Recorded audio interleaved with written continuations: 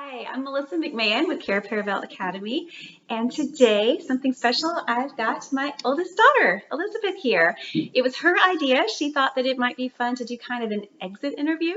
She's an Ambleside online nearly graduate. In another month, she'll be a graduate. She has done years 1 through 12, all the way through, and now we're sending her off. And I know on the Facebook page a lot, you get questions about graduates and what do they do and are they prepared and what are they like. And we are just one family and two individuals in that one family who has lots of different personalities within that one family. So what we have done may be helpful for you.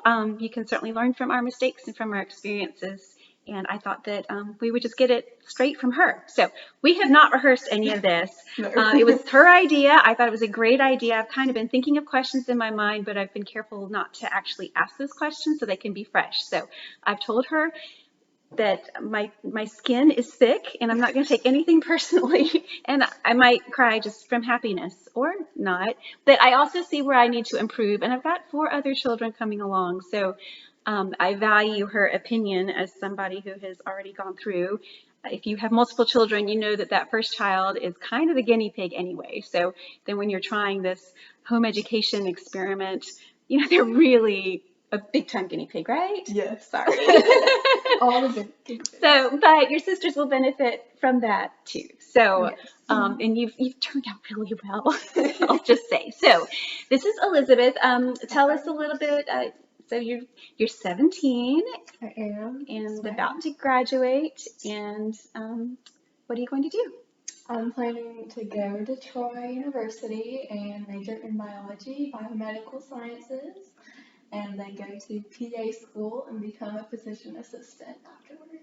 And she has always been interested in medicine. I mean, from the time she was itty bitty before she could talk, she was just fascinated with any boo-boo or anything else. So we fully expected her to go into the medical field, but then Ambleside, she also loved all the lit selections, and she's an excellent writer. So I thought, well, maybe she'll go more liberal arts, but she's still very much interested in the sciences and has done well in those classes too. So one of the books that I like to reread, you've seen me reread this, the Teaching from Rest book that I try to read every summer before we get going again. She has this experiment to say, imagine if your homeschooled child is at a party in their 20s and people there find out that they've been homeschooled and they say, tell me, what was your homeschool like? And so I've kind of used that for planning purposes. What do I hope your memories of homeschooling are? Now, I'm going to get emotional here at the beginning. I'm sorry. Tell us what you would tell somebody maybe 5 years from now. Or tell us what you would tell them when you go to college this fall. If somebody says, oh, homeschooled, what was that like? Go. I would tell them that it's been a great experience. There are so many options of homeschooling. But I'll tell them I did AmblesideOnline and from classical books, and it just really was the best, and I loved it and had a great education from it too. Okay, so you'll tell them that, and that's great, but I know you didn't love every part of it. True. So tell me, what were some parts that were more difficult or more challenging, or you just didn't like? Well, the books themselves can be challenging. They can be hard to read or just plain not interesting. 50 pages of nothing interesting. So I would say that, but also in the big picture, you did get a lot out of it, even from those books that you didn't like but had to work through anyway to get through that year, everything. How would you say that Ambleside progressed? When did you, if you look back In the little years, or just lots of read alouds and snuggly time and all that kind of stuff, which was wonderful and over too soon. But when did you feel like you started owning your own education? I would definitely say about 7th grade, 6th or 7th grade. Also, when I was in year 3, Mom had our littlest sister, Lucy, so I would say there was a lot of responsibility there, but really started owning my education at year 7, year 6, at that turning point. Yes. For some background, so when Elizabeth started year 1 at age 6, she had sisters who were 5, 3, and 2, and then 2 years later, our dessert baby came. So it was a lot, and I did push her to independence, perhaps sooner than I should have. You can say that. It's okay. But you were ready to take it too. You were just kind of bored, responsible, and ready to. She's always been the little mama here, so she was ready to take that. So that worked for us. But she was pushed into independence more quickly, perhaps than others are. And y'all had a lot of PBS kids that year too. We did. It was okay. So in your upper years, we have utilized a local co-op that has teachers for math and science and Spanish, and I think that's just been a great blend. What's been your perspective of I that? loved it. I loved having other teachers because When you have the same teacher for 12 years, it gets a little old. And Mom is not, she's very smart and very capable, but she's not a math and science person. So it was great to have math and science teachers who love what they're doing and are so good at it, and who are able to teach me, my sister, for the upper years and upper sciences. Yeah, so we started that with 8th grade, and that was a great option. Now no matter Everybody has those options, but now with so many things online, maybe if you don't have a local thing, you can still have an online thing. And then this last year, you've done dual enrollment with our local community college. So tell a little bit about what that's looked like. it's been great. It's been all online. Except for my EMT class, but it's just been really easy, kind of same homeschool, just different teachers, and it's gone really well.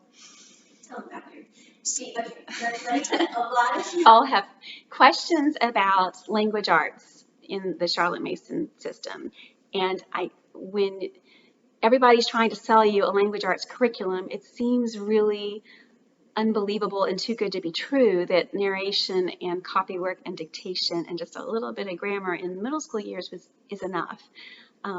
But it is, okay? So for most students, I mean, some might need a little more help with spelling and such. But as far as writing, if you're working on those oral narrations early on and then moving it into written narrations, and you're reading good books and you're around good stories, your child is able to take those thoughts and then put them on paper into essays. It does not take a huge writing program to learn how to write well. And she's been a really good example of that. And your sisters are too. I think you're especially gifted writing, but your sisters have done really well with that. And I just don't, and without me doing anything except narrations and bringing them up on narrations and then having a brief, this is how we write an essay in high school.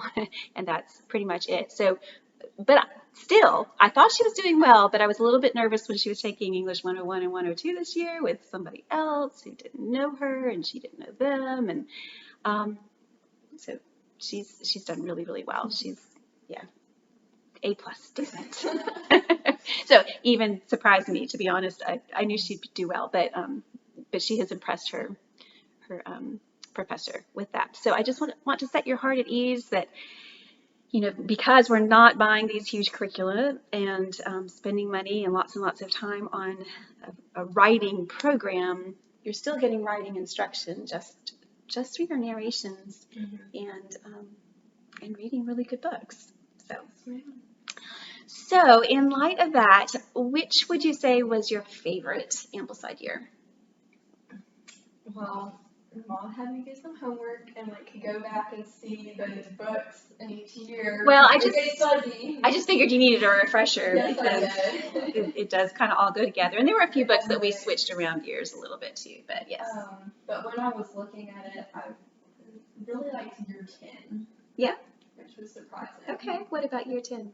I just liked the books that we read. I was like, oh yeah, that was a good book. And that was a good book. And that was a good book. And I liked where I was in history. So that just surprised me too when I was doing my homework. I said, oh look, year 10 was a good year. If there were a year you could skip, Which year would you skip? Probably year 7. Really? Okay, because year 7's my favorite. Yeah. Really? Okay, what about it? I just didn't really like it. Okay. All right. Didn't love the books. Really? Once and Future King? Not much. Okay. All right. Well, that's good to know. See, we hadn't talked about it, so I don't know. Okay, I'm going to have to do this with all your sisters now to see. Okay, interesting. Okay, we have done some form of morning time symposium imperfectly, and I would just go ahead and say I don't think we've had a symposium since the years. So, sorry. Confession. But I want to. Just various things. We have not, and I have felt it. We have missed out on that, and we have missed it. So it's a good thing, and it's my own fault for letting it slide. But we have tried to do that through the years. So what are your memories of our symposium times together? Because that has changed a lot. When you were little, we would do it at meals, and it would just be, really quick poetry and Bible verse. And then now it's Plutarch and Shakespeare. And so what has been your memory of our time together? I think through the years especially, it's just been a time that we sat down. And we read the Bible. And we usually choose a book. Mom's probably talked about this, but we usually choose a book of the Bible and just read it chapter by chapter by chapter. And that and scripture memory, because especially in the little years, we did a lot of scripture memory, but was really good, and we're refreshing for my littlest sister now. But just that's kind of like the structure, the bone of morning time. That's been the same. Sometimes Ambleside is criticized for not being a Christian enough. What is your perspective as a young believer? Do you feel like it as a curriculum has built your faith?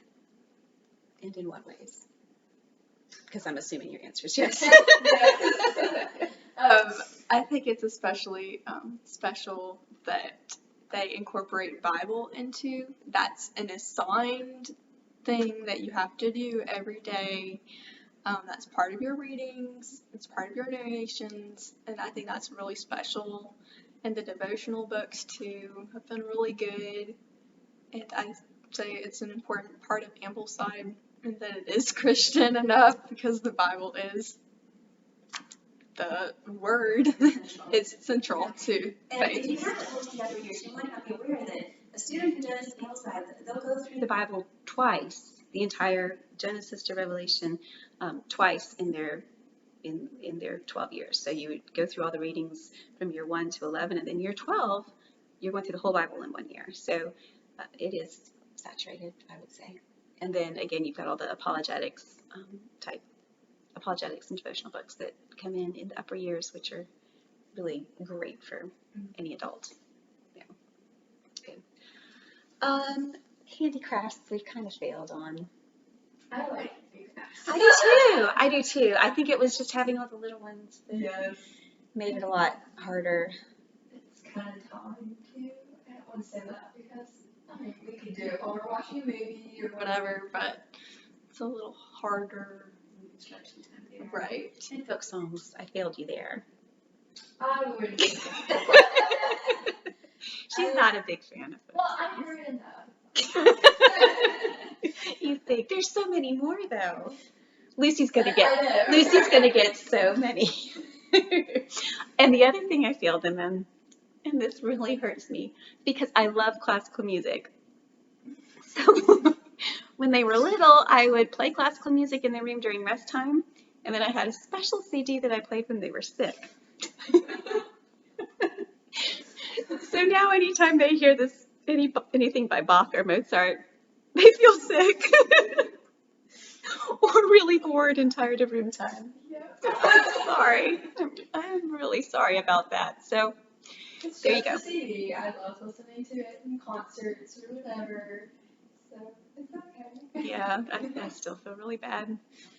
So learn from us where you can. Good.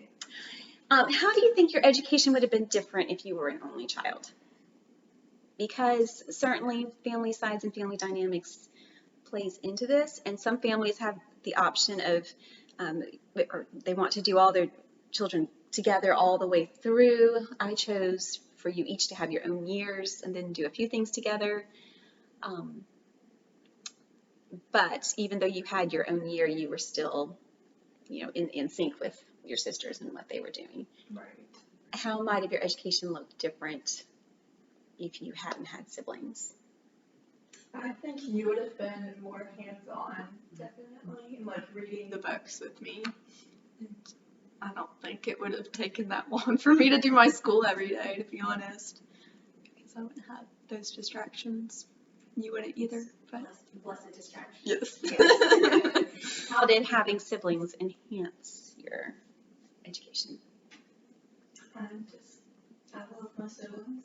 I think it's great that we get to learn together, and I think that if I had been in public school, I just would have really missed time with them, just time with our morning time, talking about things, relating about things, and I think I would have really missed them, even though I wouldn't have known it, but they've just really enhanced the education. And I know some people are concerned that if they have kids on lots of different history streams, that they won't be able to talk about it.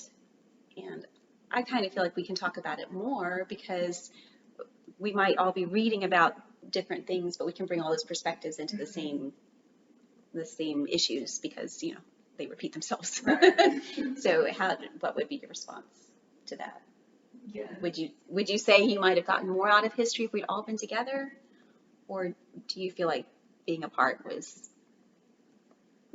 enhanced? Having individual history streams enhanced your own history? I think having the individual enhanced it because now Even someone will say, I learned about King Henry VIII today.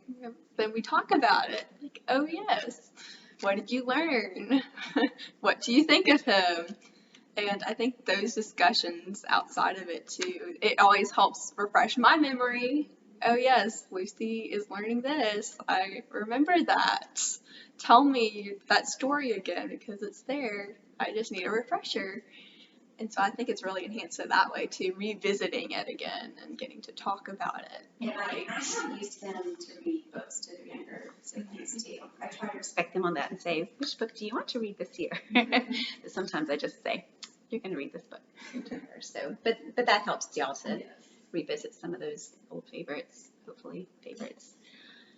Good. I took you to London, You did take me. our great field trip, and thank the Lord that we were able to go October 2019 because we had thought, it could be a graduation gift kind of thing, and of course that would have been really, really difficult, impossible over the last year and a half.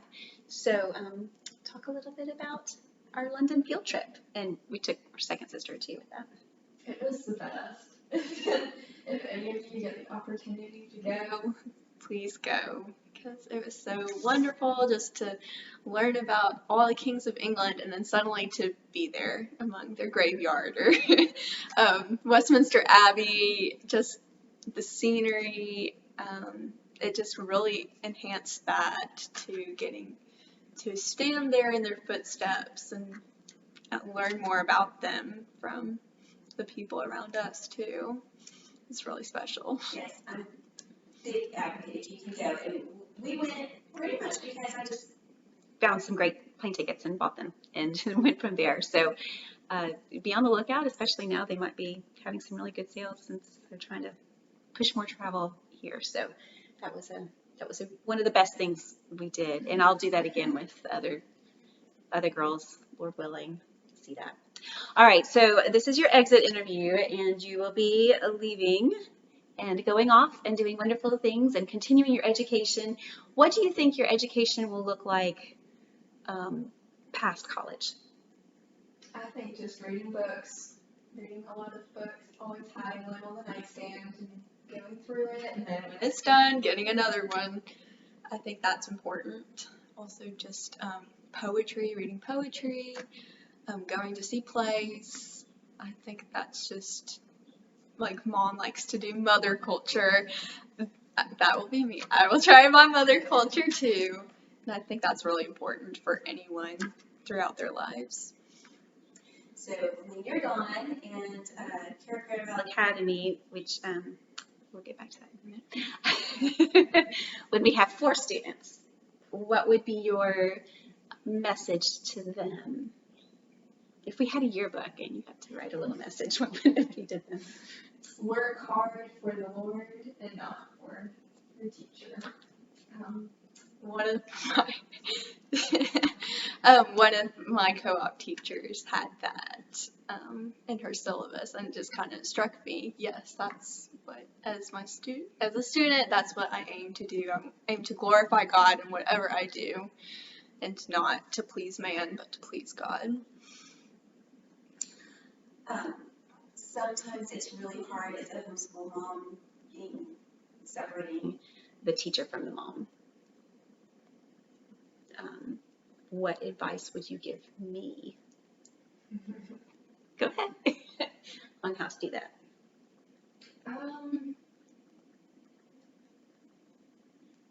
Just remember where you are. If you're a teacher, Are you a teacher or a mom in the moment that you're teaching? And a mother does teach her children, so it kind of overlaps a lot, I would say. But yes, just teach the children, but maybe not be as hard on them because they are your child, but there's kind of a distinction between teacher and mother. Teacher is someone who teaches you, but not necessarily your mother. Just so that.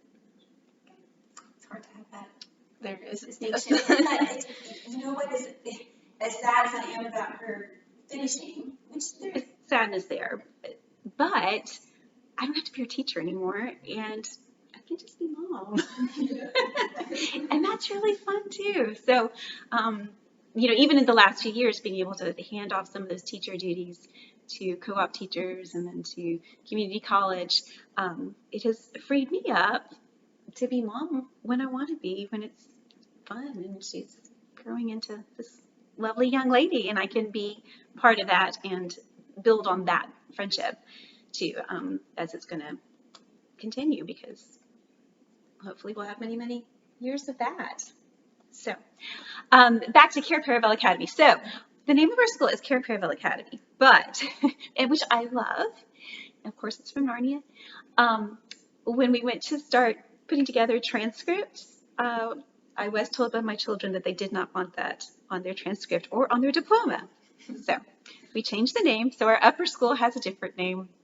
She's graduating with a diploma from Ambleside Classical School. So I just wanted to give fair disclosure here. This is Care Paravel Academy, but the graduate is actually graduating from another thing. But I think Charlotte Mason did that too, right? With the House of Education.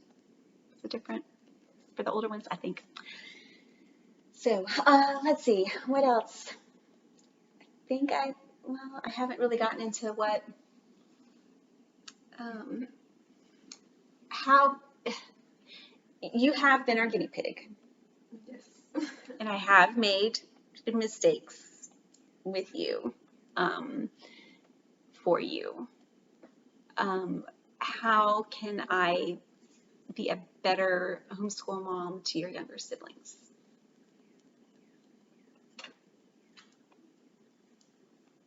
You haven't been a bad homeschool mom.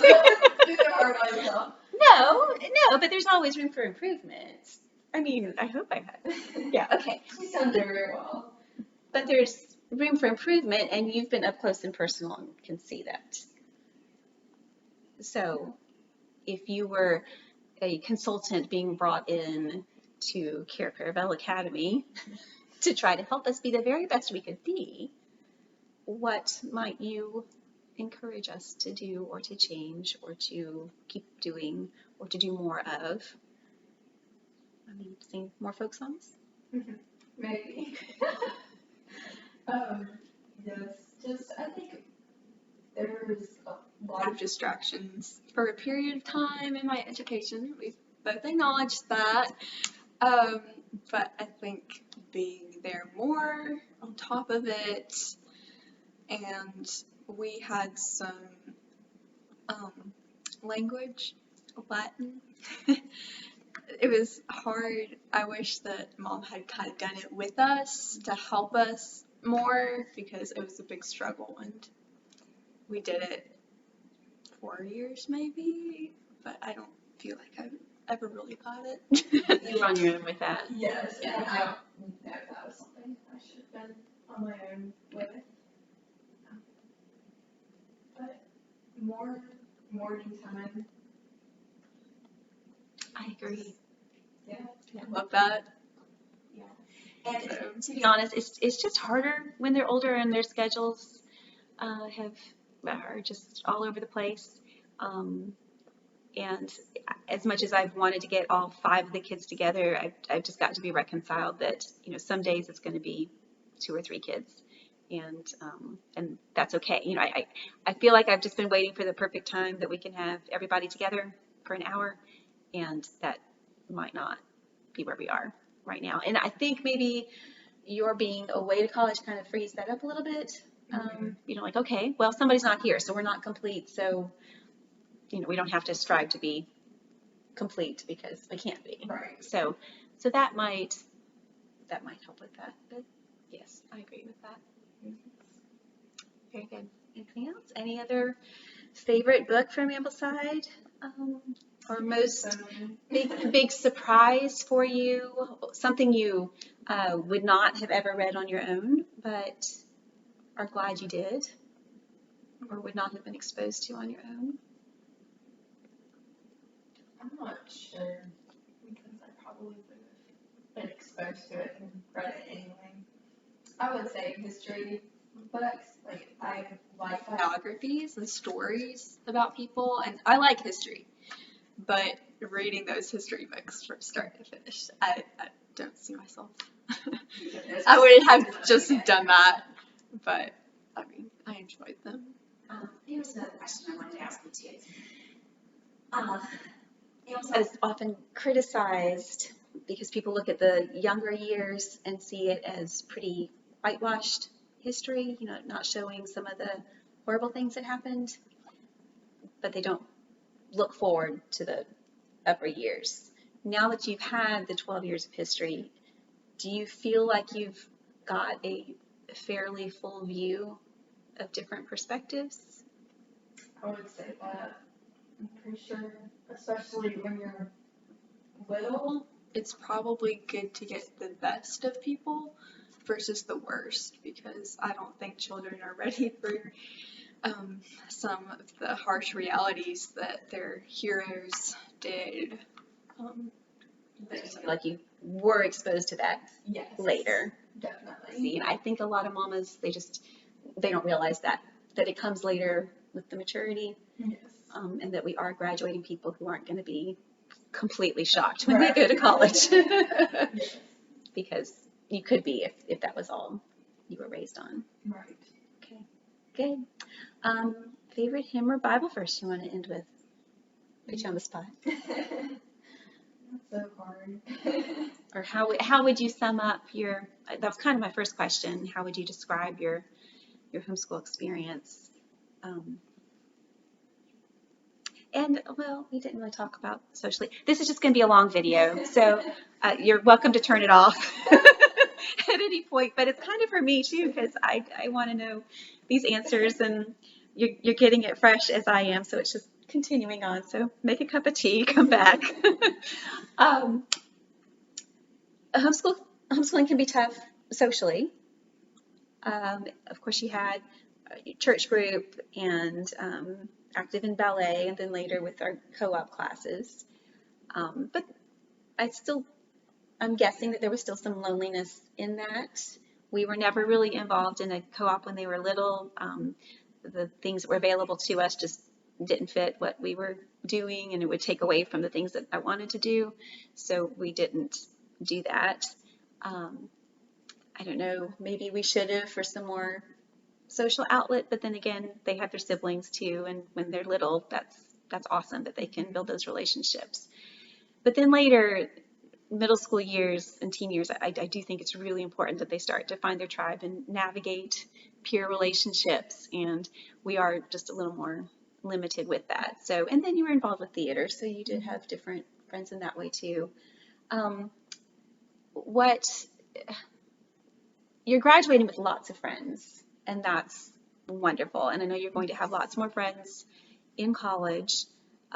What could have we done differently or pursued more, or to speak to the friends aspect of this? I would just say don't isolate yourself or your journey. I think it's good to put yourself out there and to go and to meet new people. And I will say that some of the social conflicts that I had were because I Invested in other things that I should have invested in. I should have invested in other relationships, and I really felt that toll years later and regretted that. But But put too much time with one activity, yes. really should have spread out a little bit. yes, I acknowledge that too. Yeah. Good. So count the cost. See what is good long term, and think through the best you can. Now, to mamas out there, a lot of times we have to initiate, inviting people over, being the ones to be the place where friends can come, and to welcome those friendships and pursue them, because when you're at school, you do have just a built-in set of friends that you see every day, and then when you homeschool, you do have to invite them and initiate that. So we do have to get out of our comfort zone a little bit there. And of course, this year has just been crazy, not having the opportunities that we might have had otherwise. And I guess that's about it, unless you have anything else you want to say. All right. Well, we are putting together her graduation ceremony, which has been really sweet too. We're not part of a cover or co-op or anything, so it's just all us. We're just planning it at our church, and she's going to give a speech since she's first in her class and last in her class. It's just her, and we're going to have different people special in her life to speak for her. I know that I cannot speak on that day. I just can't plan to be composed. Although I might be fine, because I really am happy. It's a happy, sad. It's a grief. It's a good grief though. It's a moving on. It's what we've dreamed of, and I'll replay this for myself. But she's a lovely girl, and I'm just gonna miss her. So that's all. Yeah. Well done. Thank you. Thanks for watching. I do have other videos, and I'll be coming out with some more too. So please follow Care Paravel Academy if you want to, and I'm on Instagram too as Care Paravel Academy. So thank you again, and blessings to you as you serve your family.